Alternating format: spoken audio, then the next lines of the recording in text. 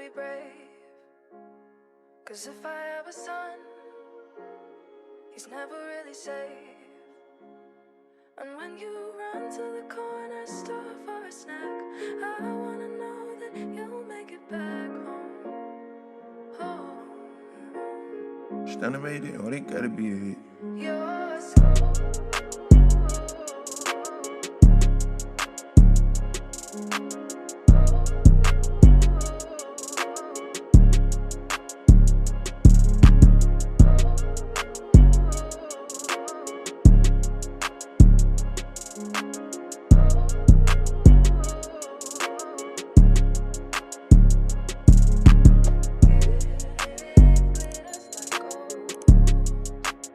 John 13:7. What I am doing, you do not understand now, but afterward you will understand. I'm Zach Murphy, and this is my story. Thank you. Breaking news right now. In the last 15 minutes, Eyewitness News learning about a shooting in the 9000 block of Glenwood Avenue. One person was taken to the hospital with non-life-threatening injuries. Our crew on the scene there also seeing some windows of a car blown out. No word yet on a possible suspect at this time. We'll keep you updated here as we learn more. Turning on to Glenwood right now.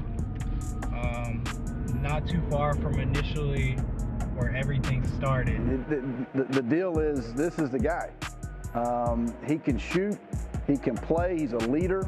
Not only a leader on the court, but off the court. This is what I tell coaches. If you want someone to put on the front of your program to be that guy, you need someone to go down to the elementary school and read to the second grade. He's that guy because he's done it. He's done it here. And I would vouch for Zach Murphy to have tremendous success at the next level. Someone fired shots into a vehicle just before 10 o'clock. Police tell us one man was hurt and taken to Wake Med Hospital. He's expected to recover. The case remains under investigation at this hour. Me and Zach have been friends since about 3rd grade. I met him at Garden Road Tryouts, and ever since then we've been close. I feel like he's more locked in than he's ever been.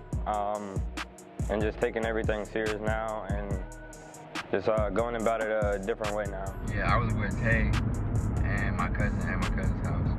So walk me through what goes on from there. What gets you on the road to where you're driving down Glenwood? It's like that day, the day I leave to go back to school. I'm supposed to leave that Saturday, but I didn't have a ride back to school from the airport. So my dad was gonna take me to school that Sunday at midnight. And it was like 9 o'clock. They told me to leave to go home and pack. So, and the car needed gas, so I went and put gas at the next time across the street from the apartments. Yeah. And then I get on the road, but like while I'm there, a blacked out car pulls up and nobody parks and nobody gets out. So I don't think nothing of it. I'm just like, okay, somebody will get out eventually. So I leave and start heading home on Glenwood. When I heard about what happened, I was scared. I was undone. I didn't know what to think or what to do. I was just texting everybody, trying to figure out what happened and what I could do to help in any way. I came right to my mom. I told her what happened, and she came up with the idea to do the GoFundMe, and I think it was just God telling us to do the right thing, and Zach's helped me in unspeakable ways, and I just felt like I was just paying him back for what he's done for me. The Exxon that I went to is right there. So you go to this Exxon over here to where this car is turning, right? Yep, right there. And then you come up right here to this light. You're making a right here, almost heading towards Briar Creek, right? Yeah. So walk me through, you make this turn, then what happens? I ride for about 1.5 miles, cooling, listening to music. Further down the road, a car pulls up and gets in front of me. I started going really slow. And I'm like, I don't got time for this. I gotta go home and pack. Yeah. I'm leaving in a couple hours. I need to go home and make sure I got everything. So I get over, get back in front of them, get back in the right lane. Yeah. The left lane has cars had basically speeding lane. And I'm not speeding, so I go to get to the right lane. And a couple seconds later, I see the car in my rear view getting over to the left lane. Yep. I don't think nothing. I think they're just gonna pass me, maybe look at me funny. Like, what are you doing? Okay. Yeah. So I look to my right, and I'm just like cooling, like looking at the where I'm driving past, looking at my surroundings, and then I look back to my left as they pass me, and all I see is the flash of the gun. Yeah. And I see that, I don't even hear shots at first. So I see that, I'm like, oh man, like they about to start shooting. So I turn my head, and I'm turning the first one hitting you right here. And then I start ducking. And then the rest of them, they just started like hitting the car, flying by. You had to guess how many rounds? What'd you say? Like 11 shots. So I pull over. I hit the brakes, even on the brakes, pull over. I don't know I'm hit yet. Like, I know I got shot at, but I don't know I'm hit. So I'm like, okay, like, they don't hurt, like, don't burn, like, I'm cool. So then I look down, and I have on a light gray jacket. So I see, like, it's covered in blood. And I'm like, where I get hit at? So I look at my rear view, and I start feeling my face.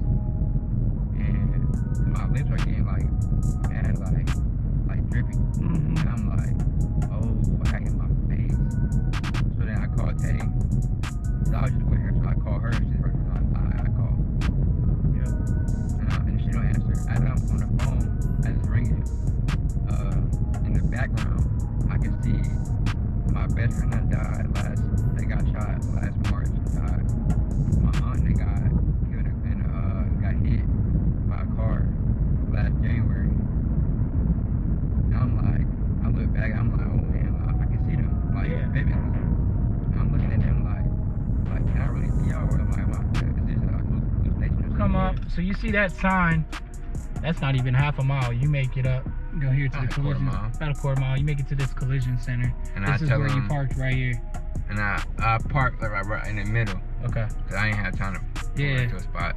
So I parked, and then as soon as I hang up, a cop pulls up, and I reach to the window, open the door from the outside, get out, start walking towards him. Like almost as if I'm in a rush. Like my phone's covered in blood. I can't call nobody else because it's not working. So I'm like, I need to call my dad, like ASAP.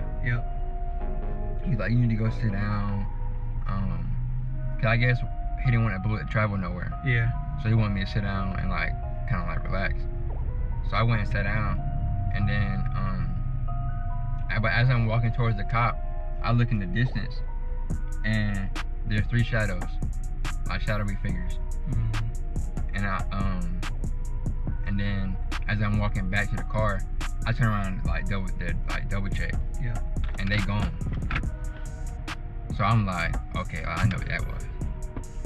And then I get back in the car, ambulance pulls up. I get in the ambulance, I walk to the ambulance like in a rush. I'm ready to like figure out what's going on.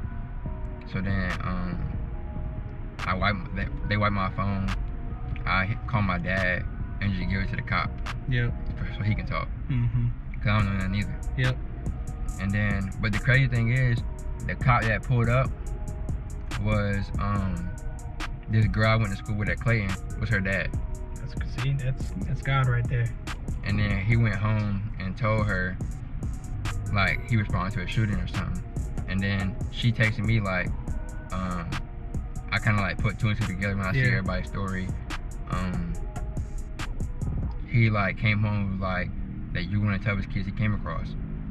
Like he said, because the cops said that most people wouldn't know what to do in that situation. Like they would be out of shock or they would be unconscious or something. Like it was like impressive or amazing that like I was able to function and know exactly what to do at what time. Well, I'll just give a story. Zach had a situation where he went through a family friend that had passed away, and I got to really see the human side of Zach Murphy, and he and I spent a moment in the locker room. It was just the 2 of us, and we prayed, we cried, we hugged, and he's just got such a big heart that you know, he's one of those guys that I hope stays around our program for a long time.